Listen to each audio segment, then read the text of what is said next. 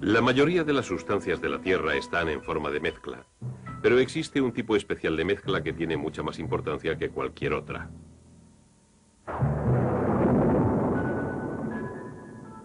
Química, disoluciones, iónica y molecular.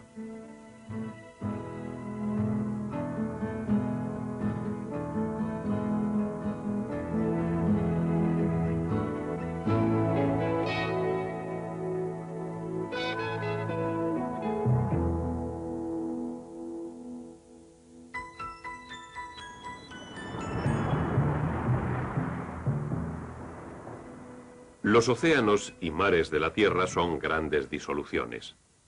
Y las células vivas vistas al microscopio son pequeñas bolsas de estas disoluciones. Muchos de los procesos de la vida tienen lugar en estas mezclas homogéneas que llamamos disoluciones. En organismos simples, en las células y tejidos de los organismos complejos, las disoluciones hacen que sean posibles las interacciones químicas que proporcionan alimento, arrastran los productos de desecho del metabolismo y transmiten los impulsos nerviosos. Las disoluciones son indispensables para cocinar, probar y comer. Y en el laboratorio y la industria, las disoluciones no solo facilitan la medida y la dispensación de productos químicos, sino que aceleran las reacciones químicas y de hecho posibilitan el que tengan lugar algunas reacciones que de otra forma no se producirían. ¿Por qué? La respuesta reside en la comprensión de lo que son las disoluciones y quizá también de lo que no son. Una cucharada de arcilla, un poco de agitación y tendremos lo que parece ser una mezcla homogénea. La mezcla de arcilla y agua es una suspensión. En una suspensión, las partículas que la forman son lo suficientemente grandes como para que se puedan ver a simple vista, incluso para que se puedan filtrar fácilmente. Pero con el tiempo, las partículas de arcilla se sedimentarán. Las sustancias que forman una disolución nunca se sedimentan. La mezcla es siempre homogénea. Esta vez añadiremos un poco de gelatina en polvo. Ahora no podemos ver ninguna partícula, solamente un cambio general de color. De nuevo la mezcla parece homogénea. Si dejáramos pasar el mismo tiempo que dejamos con la mezcla de arcilla, no se sedimentaría nada.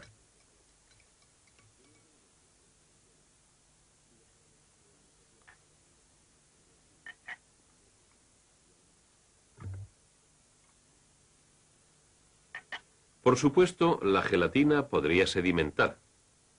Pero observemos cuál es el efecto cuando hacemos pasar una luz a través de la gelatina. Podemos ver la luz como un haz, puesto que las partículas de gelatina son lo suficientemente grandes como para reflejar y dispersar alguna de las ondas de luz, incluso aunque las partículas no sean lo suficientemente grandes para que las podamos ver. Esas partículas de gelatina son la causa del efecto Tyndall, pero esto nunca ocurre en una solución. En una solución no se dispersa un haz de luz. La mezcla de gelatina y agua es un coloide. Pero si cogemos de nuevo un vaso de agua y esta vez ponemos una cucharada de sal común y la mezclamos, obtendremos una mezcla homogénea de sustancias de tamaño molecular o inferior. Esta es una disolución de un sólido en un líquido.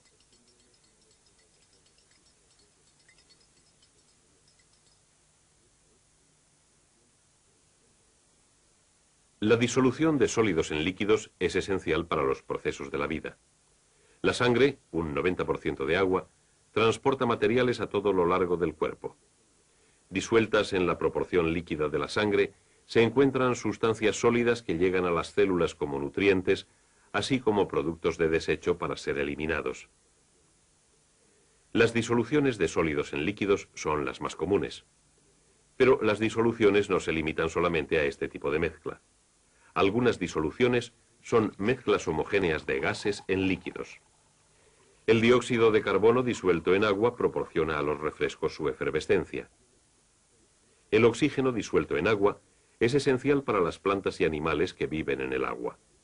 Y organismos como el nuestro, que viven fuera del agua, dependen del oxígeno disuelto en otros gases. Esta mezcla que llamamos aire es una disolución de gases en gases. Las aleaciones comienzan su existencia como disoluciones de líquidos en líquidos. El acero, por ejemplo, se forma a partir de una disolución de varios metales fundidos, como el manganeso, vanadio y tungsteno en hierro. Pero cuando la mayoría de las disoluciones de metales pasan desde su fase líquida a su fase sólida, en otras palabras, cuando se solidifican, pierden su homogeneidad. La mayoría de las aleaciones, como el acero, son mezclas heterogéneas. Las disoluciones, cuando se forman, dan sabor a nuestra sopa y continúan nuestro proceso de vida. Pero ¿qué ocurre exactamente cuando se forma una disolución? Para verlo, volvamos a la más simple y probablemente más clara ilustración, la disolución de una cucharada de sal común en agua. La sal, cloruro sódico, es una disolución iónica cristalina. Cada cristal está compuesto de una disposición regular de átomos cargados, iones de sodio y cloro. La atracción entre los iones positivos y negativos los mantienen unidos mediante enlaces iónicos y origina cristales del sólido iónico, cloruro de sodio. El agua es una sustancia molecular no iónica. Dos átomos de hidrógeno, mediante un enlace covalente con uno de oxígeno, forman la molécula de agua. Los enlaces tienen una gran fuerza. La molécula es electrostáticamente neutra, pero extremadamente polar. A causa de una distribución desigual de los electrones en las moléculas, el oxígeno tiene una carga parcial negativa y el hidrógeno una carga parcial positiva. El líquido, agua, se compone de un gran número de moléculas polares unidas mediante fuerzas electrostáticas de atracción entre los polos positivos y los negativos. Estas conexiones se rompen y se reforman fácilmente, proporcionando a las moléculas de agua gran movilidad en la fase líquida. Así tenemos dos sustancias con partes cargadas, agua compuesta de moléculas polares y sal compuesta de iones cargados. Y las mezclamos. Todo lo que podemos ver es la aparente desaparición de los cristales de sal. Cuando la sal se introduce en el agua, los iones negativos del cloro atraen a la parte positiva de las moléculas de agua, superando la fuerte atracción de los iones sodio de carga opuesta y arrastrando al ion negativo del cloro fuera del cristal.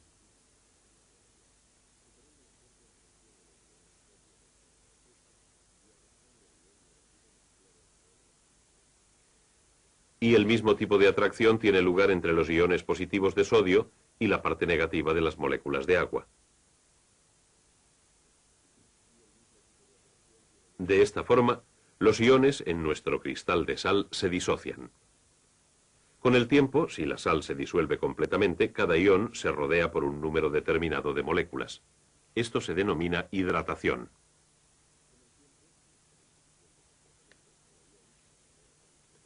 Ahora, a medida que los iones son arrancados de los cristales de sal por las moléculas de agua, no permanecerán concentrados en una parte del agua, puesto que las moléculas de un líquido están siempre en movimiento. Cuando observamos en el microscopio pequeñas partículas suspendidas en un líquido, vemos que se mueven en zigzag.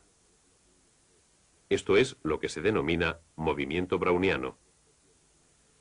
Las partículas son efectivamente golpeadas por moléculas de agua en movimiento rápido, constante e irregular. No podemos ver las moléculas, pero podemos ver el resultado de los choques. Las moléculas de todos los fluidos se mueven de esta manera. Así, este movimiento de las moléculas de agua dispersa los iones de cloro y sodio a través del agua. Los cristales de azúcar también se disuelven en agua, pero el azúcar es una sustancia molecular, no iónica. De esta forma, cuando los cristales de azúcar se rompen, todas las moléculas de la sustancia se dispersan. Así, ahora con la dispersión de moléculas o iones en el agua, tenemos una disolución. Y ahora lo que necesitamos es alguna terminología con la que trabajar. La sal, la sustancia que se disuelve, se llama soluto. La sustancia que origina la disolución se llama disolvente. Cuando un sólido se disuelve en un líquido, el líquido siempre es el disolvente. En otros tipos de disoluciones, la sustancia que se encuentra en mayor cantidad es el disolvente. En el aire, el nitrógeno es el disolvente y el oxígeno, argón, vapor de agua y otros gases son el soluto. El agua es el soluto en el alcohol y el disolvente en nuestra solución salina. El agua es el disolvente más común que existe e indudablemente el más importante. En todos los seres vivos, el agua es el medio de transporte de las sustancias disueltas que sostienen la vida de un organismo. Puesto que las materias que el agua transporta son de tamaño molecular o más pequeñas, pueden pasar a través de las membranas que mantienen en su lugar a los mayores constituyentes de las células. Importantes elementos nutritivos como la glucosa y los aminoácidos se transportan a través de organismos vivos en su forma molecular. Entran en las células y allí reaccionan lentamente con el oxígeno y otras sustancias. Ahora, más terminología. Observemos los términos que añadimos a estas descripciones químicas. Algunas disoluciones son diluidas, otras muy diluidas y algunas concentradas. Estos términos nos dicen de forma muy general algo sobre las cantidades relativas de soluto y solvente. Por ejemplo, el ácido sulfúrico concentrado es un 96% de H2SO4 en peso y un 4% de agua. El ácido clorhídrico concentrado es solo alrededor de un 36% en peso de ácido y un 64% de agua. El término concentrado significa simplemente que existe una cantidad relativamente grande de ácido.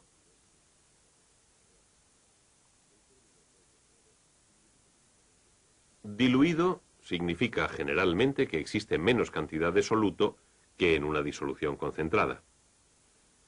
Una disolución muy diluida es casi disolvente puro, con solamente una cantidad muy pequeña de soluto. Cuanto más reactivas son las partículas de soluto, más reacciones individuales pueden ocurrir. Son estas partículas de soluto las que también afectan las propiedades del disolvente. Por ejemplo, el agua se congela a 0 grados centígrados. A medida que las moléculas de agua pierden energía, se ordenan en una estructura cristalina, hielo. Pero las partículas que forman una disolución interfieren con este proceso de cristalización.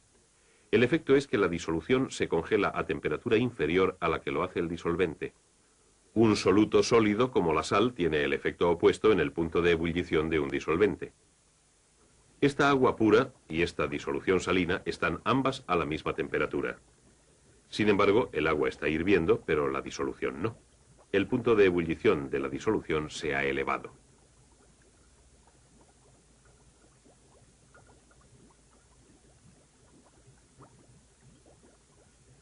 La disolución tendrá que absorber más energía antes de hervir. Así, observamos que la adición de un soluto a un disolvente cambia las propiedades de este. ¿Se puede añadir soluto de forma indefinida? Hasta ahora, toda la sal que hemos añadido al agua en el vaso se ha disuelto. Pero a medida que la sal se disuelve, algunos iones de sodio y cloro salen de la misma, recristalizándose. Puesto que la proporción de los iones que se disuelven es mayor que la proporción de los que se recristalizan, sigue aumentando la concentración de la disolución salina. Pero gradualmente, a medida que la concentración aumenta, la proporción a la que las partículas de soluto se disuelven se iguala a la proporción en que estas partículas se depositan. Se alcanza un estado de equilibrio y se dice que la disolución está saturada. Ahora, la saturación es la condición de nuestra disolución salina. No admitirá más sal en esta cantidad de solvente si permanece igual la temperatura de la disolución. Pero si aumentamos la temperatura del cloruro sódico en agua, se puede disolver más soluto. Esto no sucede con todas las disoluciones. En algunos casos ocurre lo contrario. Pero ahora nuestra disolución salina está de nuevo insaturada y se disuelven más partículas de las que se depositan. Podemos disolver más sal en nuestra disolución hasta que se alcanza de nuevo el equilibrio y la disolución se satura. Si añadimos disolvente tendría el mismo efecto. A mayor cantidad de agua, mayor cantidad de sal podemos disolver hasta que alcanza la saturación. Pero bajo ciertas circunstancias es posible ir más allá de la saturación. Esta es la condición de esta disolución de tiosulfato de sodio. Está sobresaturada. Hay más partículas de soluto en la disolución de lo que ésta puede soportar sin perder la estabilidad. Pero las partículas no son capaces de formar la estructura cristalina que tienen en estado sólido. Necesitan algunas partículas, incluso una mota de polvo, para empezar la estructura, pero no existe ninguna. Ahora observemos. Un pequeño cristal de soluto actúa como una especie de detonador para empezar la cristalización. Ahora el exceso de soluto puede cristalizar y la disolución volver a un estado de equilibrio. Esta no es la forma en que generalmente precipita el soluto en las disoluciones. Si solamente reducimos la cantidad de agua de nuestra disolución salina, dejándola que se evapore, la disolución cada vez puede admitir menos soluto hasta que finalmente se satura. Y a medida que el agua continúa evaporándose, los cristales de sal precipitan. La naturaleza frecuentemente funciona de la misma forma. La sal de una gran mina subterránea que quedó cuando se secó un mar prehistórico. El azúcar sin procesar se produce comercialmente mediante un proceso de evaporación que separa el azúcar cristalino del agua en el almíbar del azúcar. Desafortunadamente, lo que la naturaleza no hace es que todas las sustancias sean fácilmente solubles en agua. El petróleo, por ejemplo.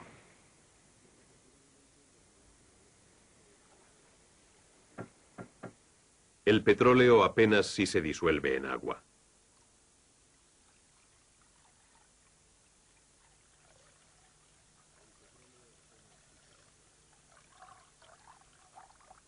Y tampoco lo hace el tetracloruro de carbono.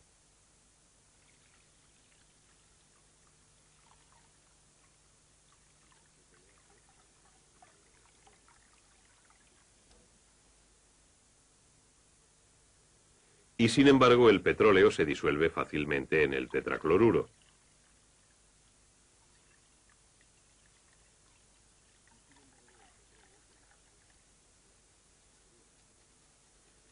Por otra parte, la sal, que sabemos que se disuelve fácilmente en agua, no se disuelve casi ni en petróleo ni en el tetracloruro de carbono. Aquí está la razón. Recordemos que el agua es una molécula polar con una parte positiva y otra negativa. La sal es un electrolito, un sólido compuesto de iones positivos y negativos. La sal se disuelve por la atracción entre iones de sal y las moléculas de agua. La sal realmente separa las moléculas de agua, mientras que el agua separa la sal.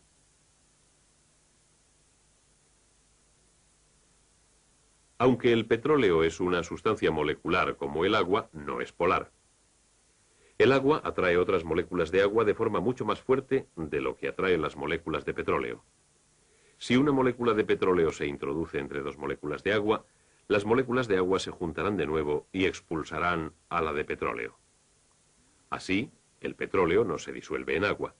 Pero el tetracloruro de carbono, al igual que el petróleo, es una sustancia no polar. Las fuerzas de atracción entre las moléculas de tetracloruro de carbono, entre moléculas de petróleo, entre moléculas de tetracloruro y petróleo, son todas similares. De esta forma, las moléculas de ambas sustancias tienden a deslizarse unas entre otras hasta que se llega a una distribución homogénea y al azar y se forma una disolución.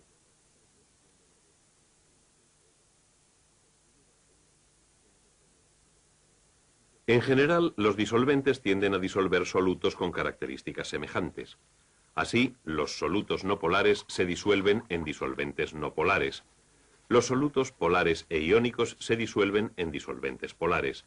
Y generalmente esta combinación es la que tiene más importancia para nosotros, especialmente cuando implica a solutos iónicos, porque los iones pueden transportar cargas eléctricas a través de una disolución.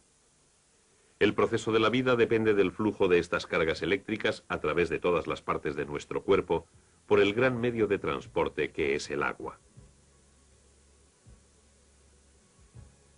Desde las mezclas que bañan y alimentan a nuestras células más pequeñas, hasta la mezcla homogénea que es el mar, que cubre las 3/4 partes de nuestro mundo, las disoluciones son una parte íntima de la vida y son fundamentales para la vida de nuestro planeta.